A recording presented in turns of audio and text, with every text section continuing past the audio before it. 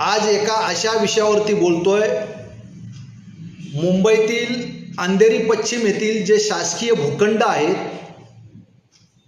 मग तो भूखंड महानगरपालिकेचा असेल, जिल्हाधिकारीचा असेल, म्हाडाचा असेल किंवा MMRDAचा असेल, हे सर्व शासकीय भूखंड गुजराती मारवाडी धनदाडगे जो उद्योगपती आहेत त्यांच्या घशात घालण्याचं काम कोण करतंय?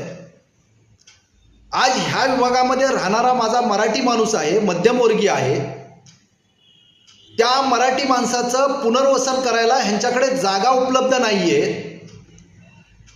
आज त्यांना विरार सारख्या ठिकाणी, आज त्यांना वाशी सारख्या ठिकाणी, मानपूर सारख्या ठिकाणी, या इतर ज्या जागा आहेत त्या ठिकाणी पाठवण्याचं काम करतायत, पण त्यांचं इथं पुनर्वसन केलं जात नाही।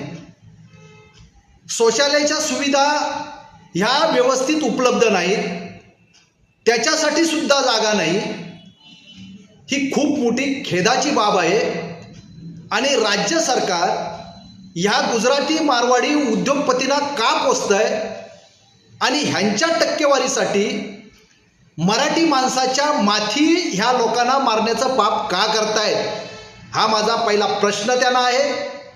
आणि ह्या सर्व जमिनी ह्या परप्रांतीयांच्या घशात घालण्याचं काम का करत आहेत, त्याचं उत्तर राज्य सरकारने, स्थानिक लोकप्रतिनिधी यांनी सर्वसामान्याला देण्याचं काम करावं। आणि खऱ्या अर्थाने ह्या सर्व प्रकाराचा उलगडा मी रीतसर करणारच आहे।